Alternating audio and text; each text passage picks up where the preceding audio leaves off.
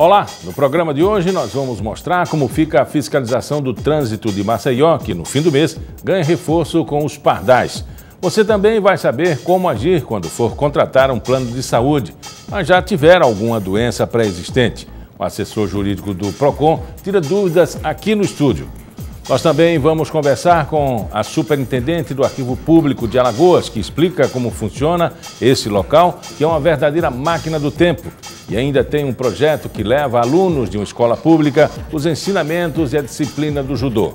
O Paulo Especial está começando.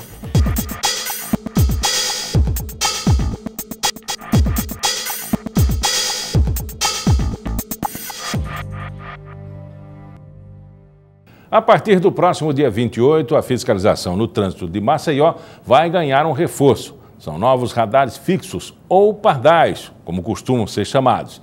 Infrações como excesso de velocidade e furar sinal vermelho estão na mira desses equipamentos.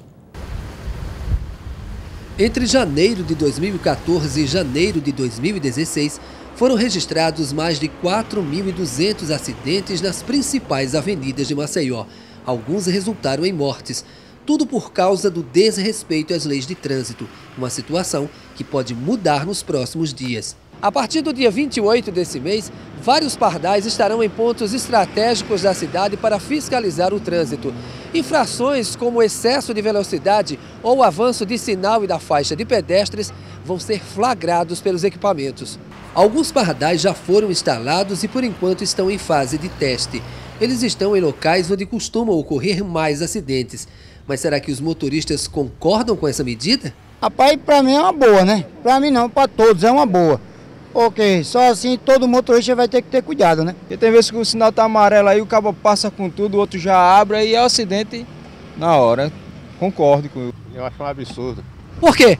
Porque uai, num trecho de 60 km tem 18 pardal, rapaz. Quem foi que já se viu isso? Foi uma boa opção do pessoal para evitar esse trânsito maluco da Fernando de Lima, do Alto Góes Monteiro, e vai evitar muito acidente de moto. Nessa primeira etapa, 10 pardais estarão funcionando nas avenidas Fernandes Lima, Durval de Góes Monteiro, Menino Marcelo, Álvaro Otacílio e Leste-Oeste. A velocidade máxima nesses locais varia entre 50 e 60 km por hora. Nos próximos 40 dias, mais 18 pardais vão ser instalados. Dessa forma, a SMTT espera inibir os acidentes. Nosso pensamento hoje é segurança do trânsito. As pessoas nunca foram educadas por trânsito através da mídia, nem lendo o Código de Trânsito. Apenas acha que tudo é dele, né? A via dele, para onde quer, não respeita ninguém. Então, isso é a maneira, infelizmente, de educar. Você descobre que tem uma doença grave, como por exemplo um câncer, e resolve contratar um plano de saúde. E aí encontra um problema. Uma boa parte das empresas impõe um período de carência para o início do tratamento de doenças pré-existentes, que são aquelas que a pessoa já tem antes de contratar o plano. Algumas nem aceitam fechar contrato. E o que fazer numa situação assim? César Caldas, que é assessor jurídico do PROCON de Alagoas, vai esclarecer isso para a gente. Existe essa história de pré-existente impossibilitando o contrato? Miguel, a Lei 9656 ela veio justamente normatizar essa relação entre o usuário de plano de saúde e as operadoras. É evidentemente que essas pessoas com uma patologia clínica, ela tem que, no ato da contratação, ela tem que informar ao plano que existe, que tem uma doença pré-existente. Evidentemente que a premissa é que esse plano jamais poderá negar a contratação, a afirmação desse contrato, mas a informação tem que ser dada do consumidor ao plano de saúde, porque existe aí algumas restrições com relação a essa doença pré-existente. Ele vai ter um prazo de carência para ser atendido sobre aquela patologia de 24 meses. E são todas as doenças? São todas as doenças pré-existentes, temporárias ou não, mas naquele momento da contratação ela tem que ser informada. Agora, quais são essas doenças, César? Por exemplo, a diabetes, câncer, todas essas patologias que ela tem um período... Cardiopatia, qualquer doença, qualquer patologia clínica ele tem que informar. Porque amanhã, se ele não informar, ele incorre também até em processo judicial criminal, porque ali não houve a boa-fé do consumidor. Do outro lado, o plano jamais poderá negar esse tipo de contratação. Você tem uma doença pré-existente, não significa dizer que você está cesseado de ter ali uma proteção de uma operadora de plano de saúde. É evidente que ele vai ter esse período de 24 meses para ser atendido sobre aquela patologia. Depois disso, o atendimento é normal? Depois disso, o atendimento é normal, inclusive você sabe que o avanço tecnológico também chega na medicina, né? Então, tem alguns tratamentos que, por exemplo, de câncer, que você tem hoje uma nova moda de tratamento, uma nova forma de tratamento. E nos contratos anteriores, por exemplo, a 98, você não tem essa possibilidade, não tem, só judicialmente. E como é que fica essa situação que é nova? Por exemplo, um novo tratamento que não estava previsto no contrato. Por isso que, com o advento da lei em 98, né, a lei 9656, todos os planos de saúde e seguros de saúde foram obrigados a comunicar aos consumidores dessa mudança e, naquela época, existiu um incremento de 25% em média de acréscimo sobre a mensalidade do plano de saúde. Mas por que isso? Porque a lei veio justamente normatizar e acabar com aquela distinção entre o contrato velho e o contrato novo.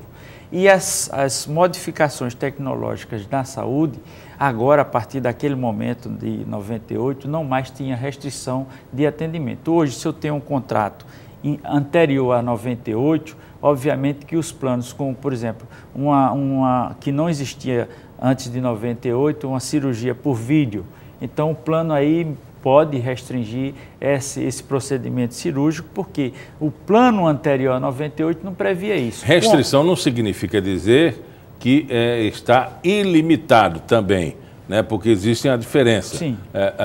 As pessoas que precisam fazer, normalmente, exames de acompanhamento de câncer, né? Semestralmente, os planos de saúde têm um limite para a execução, né, e a aquisição desses exames. Está dentro do contrato? Isso é possível também? Tá. Além da norma, né, a lei de plano de saúde, a ANS tem acompanhado essa evolução e tem possibilitado aos contratos adaptados essas condições de prazo de consulta. Inclusive tem uma resolução, se eu não me falha a memória, a 386, a resolução normativa da ANS, que ela disciplina, inclusive, que os planos de saúde deem, por exemplo, fisioterapia, que havia uma restrição, né, fonoaudiologia, havia uma restrição. Hoje em dia, eles limitaram isso, mas aumentaram o quantitativo para 24 sessões, 12 sessões, enfim.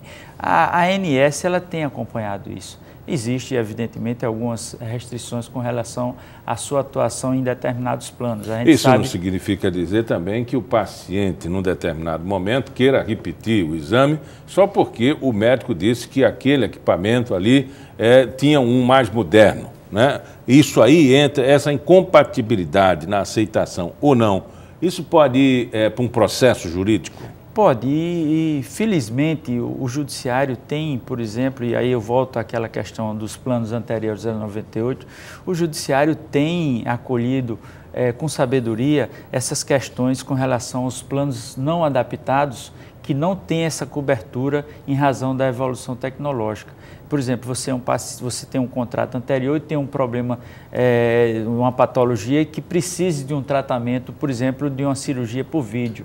E o plano, ela restringe isso. E o judiciário tem entendido que os contratos, você não pode, porque ali é uma vida humana, né? É uma garantia constitucional. E aí o plano não pode jamais negar um atendimento em razão dessa distinção entre contrato adaptado ou não. E nesse sentido, nós temos visto várias jurisprudências que dão acolhimento à pretensão do usuário, porque ali se trata da vida, né? E também você negar um atendimento, você está ferindo a dignidade humana. Então, são preceitos, são princípios normativos que estão acima até mesmo da própria lei, porque a lei é criada dos princípios. né? Então aí você tem o princípio da dignidade da pessoa humana, você tem a vida como o maior bem que você tem que preservar, e o judiciário tem enveredado por esse caminho para atender esses pacientes que precisam de procedimentos médicos, mas no entanto não tem o processo, o contrato adaptado e não tem essa possibilidade. Conversamos com o César Caldas, ele que é assessor jurídico do PROCON. Muito obrigado pela entrevista. Obrigado pela oportunidade, Miguel. No próximo bloco você vai saber como funciona o Arquivo Público de Alagoas, um local onde é possível voltar no tempo e conhecer a história do nosso estado. Também vai ver como a arte milenar do judô está mudando para melhor a vida de alunos de uma escola pública. Pauta especial volta já.